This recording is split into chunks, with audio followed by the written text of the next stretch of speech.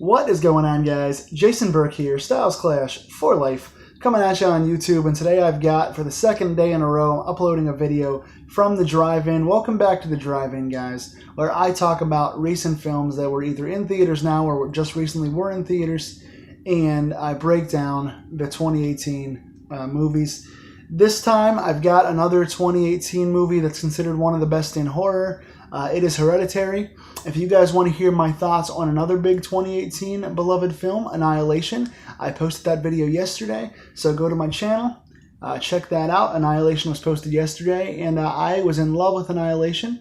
Hereditary got very similar feedback and build-up, saying it was the scariest movie of 2018. And this time, I don't quite agree. I was not nearly as big a fan as some others were. I did not hate the movie. I didn't even dislike it, but there were a lot of things, in my opinion, wrong with Hereditary. So I want to give you guys my quick, rambly review. This was written and directed by Ari Aster. This was like his first major directed movie. He's done some shorts, I think, in the past. Starring Toni Collette, Alex Wolff, and Millie Shapiro. This story, and again, there's going to be spoilers on this, so if you have not seen Hereditary and you don't want to be spoiled, pause this video, go check that out, and come back and watch my review. Hereditary is a supernatural, kind of part paranormal, part child possession, witch, demon, there's a lot of things to it, but the movie essentially revolves around Toni Collette's character, Annie Graham, and it follows her. We open up with the Graham matriarch, the grandmother of the Graham family, passing away, and the family is in shambles and is really disjointed and sad by the loss of their grandmother. And then as we go along, we kind of get to know Toni Collette's character, who makes miniatures. She specializes in crafting miniature houses and models and things like that. We get to know the daughter, who has some form of, I don't know if it's like Tourette's, because she clicks when she talks, or if there's some form of disability with her, but she's very quiet and does some kind of peculiar things. We've got the teenage boy who's trying to, get high and score with girls. We've got the business-laden husband. Pretty standard archetypal characters, but pretty well done. This movie ran for 2 hours and 7 minutes, which in my opinion, unless you've got a very strong story, can be a little bit too long. Annihilation went over 2 hours, but that, in my opinion, was a very, very strong story. This one here seemed to lag a little bit. As we go along, we the teenager, Annie Graham's son, takes the daughter out. They go out to a party together. There's a gruesome scene where the daughter, who's allergic to peanuts, has some cake while the son is getting high with a female friend. He comes out and realizes she is allergic and she's starting to choke, so he rushes her off to go to the hospital. In that rush, they wind up, she puts her head out the window, and he spins out of control in his car trying to avoid an animal. It crashes into a sign which, I guess, decapitates or beheads, or at the very least breaks the bones and kills the younger daughter. So now this family has got to deal with two losses. The grandmother, who was not very close to Toni Collette's character, but she's dealing with the separation of her mother, who she was never close to, who is now gone. And now her special needs, or special in some way, daughter has been killed as well in this car accident. So big props here. First of all, getting some positives out of the way. Good environment. The house had a nice kind of old school feel to it. It had a nice little, a big kind of, big dusty house, kind of very haunting feel to it. The score was well done. I enjoyed the sound cues and kind of the prolonged build-up of tension and some of the more action-based shots. I like the creepy sound design. I like the quiet, the lack of sounds helped this movie a lot.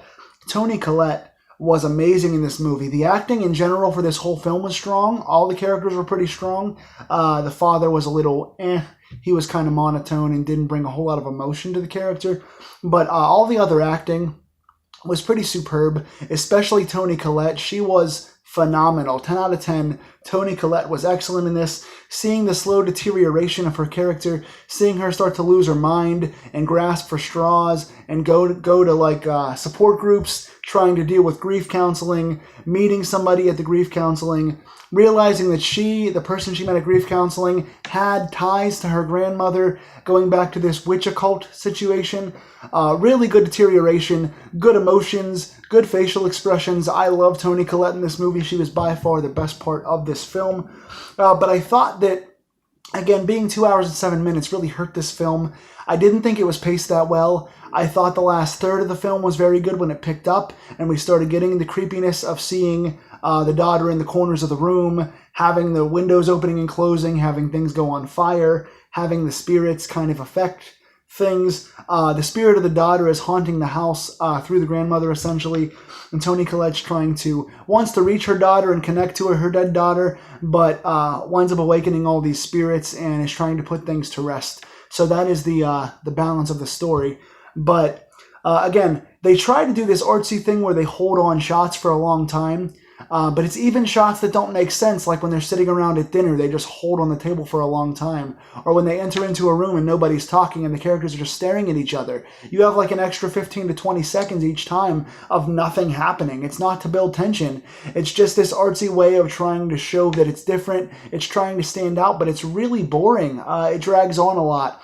I thought if this film was like an hour and 40 minutes, if you shave like 27 to 32 minutes off this film, it will be a lot better. I thought that the scares and stuff were good. When the son was bashing his head off the desk, when the husband got lit on fire, when the daughter was in the corners of the bedroom, when the son was getting pulled by his hair out the window, those scares were done well. But it took so long to get to those scares, and some of the shots held for so long that nothing really was happening. It took about an hour and 16 minutes for anything to happen in this movie. In the first hour and 16 minutes, so we're looking at 76 minutes here, the only thing that happened was the daughter getting killed. That was the only event in this movie that happened. The rest of the hour and 16 minutes of the start of this film just drug on forever. So I thought it was poorly paced, pretty boring, and the shots held on for way too long for no reason. That's my biggest complaint with this. Also, there were some good moments. It felt like a bit of a 70s horror film. It had elements of the Babadook in it, which I love. It had elements of The Omen in it, which was nice. It had a lot of Poltergeist moments. It was trying to be like Poltergeist.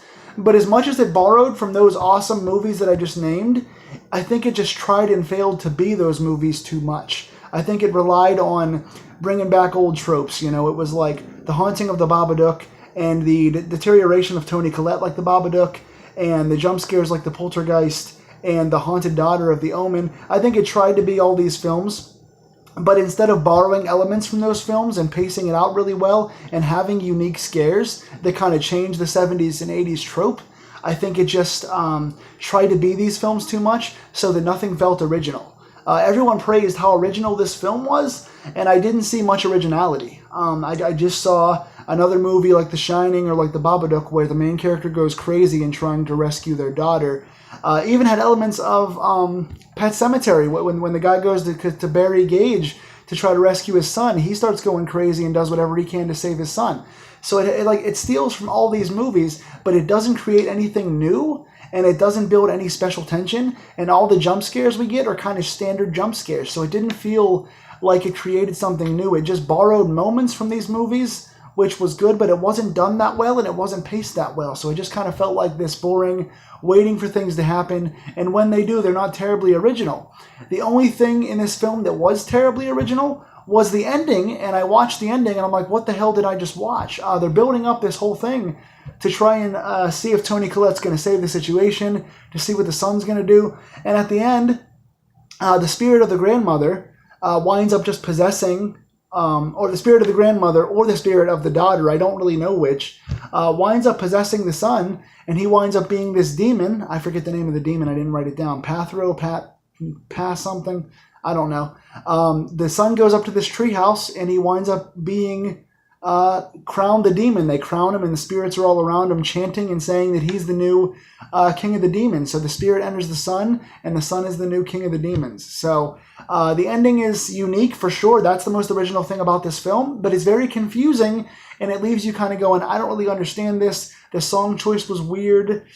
I don't really get it. I don't really understand this movie. It wasn't special to me. If I want to watch a 70s classic, I'm going to watch The Omen or something like that. You know, you can watch The Bad Seed in the 60s. If you want to watch a deterioration film where a character goes crazy, you can watch The Shining or The Babadook. If you want to watch ghosts haunting a house, you can watch Amityville Horror. You can watch The Poltergeist. There are many better films to watch that are paced better and that have more original ideas for their time. I just thought this didn't build well, and the only original thing was the what the hell ending. So I'm going to give the... But again, with that all being said, it did create a decent ambiance. The sound design was cool. The jump scares, when they finally did happen, were really good. And the last half hour, 45 minutes was really solid up until the weird ending. So with that being said, I'm going to give this movie a 5 out of 10. I would say it's average. Definitely not bad, but nowhere near the major praise this movie is getting as being the best of 2018. I thought Annihilation was far better. And I haven't seen any horror films so far in 2018 that are special. So 5 out of 10 for me. What did you guys think? Am I crazy? Was there anything besides Toni Collette in this film that was special? Tell me in the comments down below. I'm sure I'm going to get a lot of heat for this one because most of you guys love this film. So let's respectfully talk in the comments and discuss the good and bad things about Hereditary. And I will see you guys again soon with another review, probably coming Monday. So thank you very much, guys.